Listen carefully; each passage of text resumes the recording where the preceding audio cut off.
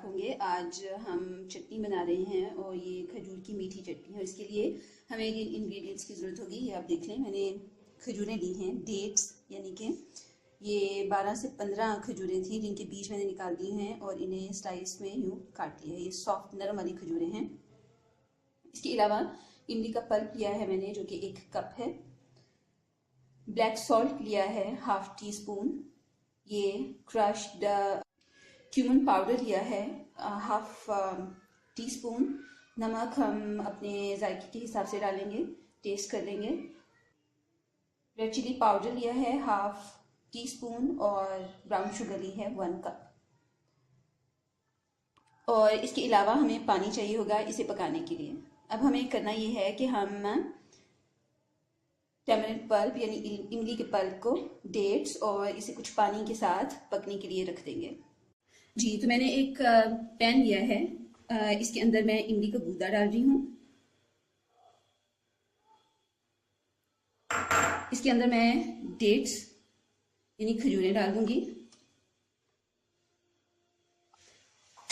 और इसके अंदर कुछ पानी डालना पड़ेगा, इतना कि खजूरें सॉफ्ट हो जाएं। मैं इसके अंदर अबाउट 1 कप ऑफ वाटर,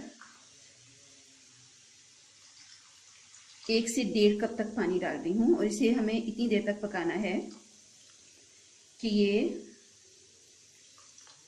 हमारी खजूरें सॉफ्ट हो जाएं। और इसी के साथ शक्कर भी डाल देंगे। स्टेज पर हम क्यूमन पाउडर डाल देंगे, ब्लैक सॉल्ट और चिली पाउडर यानी कि लाल मिर्चें, ताकि ये तमाम चीज़ें अच्छे से इनके साथ पक जाएं और ज़ीरे की खुशबू जो है वो अच्छे से सब चीज़ों के अंदर, सब चीज़ों के साथ इनकॉर्पोरेट हो जाए। अब हम इसको पकाते हैं और देखते हैं फिर क्या करना है। जी, तो आप देखिए, चटनी को मैंने थोड़ी देर के लिए पकाया है। ये गाढ़ी हो गई है और अब देखिए, मैंने आपको बताया था कि खजूरें सॉफ्ट हैं, तो वो पकाते ही मैश हो गई हैं। मैंने इसको चख लिया है। हमें सिर्फ 1 पिंच सॉल्ट की ज़रूरत पड़ेगी इसमें। और ये देखें, इसकी कंसिस्टेंसी कुछ ऐसी हो गई है।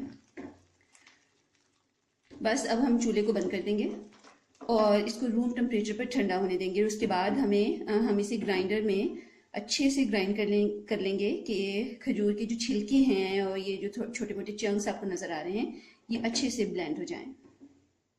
आप देख रहे हैं कि मैंने चटनी को ग्राइंड कर लिया है और ये कुछ ऐसी कंसिस्टेंसी है इसकी।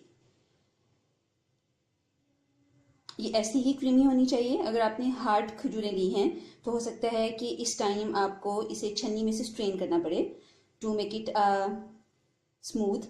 लेकिन मैंने नरम खजूरें ली थी, इसलिए मुझे इसको स्ट्रेन करने की ज़रूरत नहीं पड़ी। आप इस चटनी को भी फ्रीज कर सकते हैं अबाउट 1 वीक, तो ये फ्रिज में रह ही जाती है।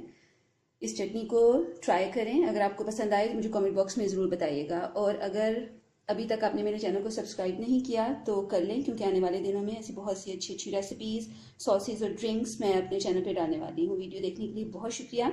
अपना बहुत ख्याल रखिएगा। अल्लाह हाफ़िज़।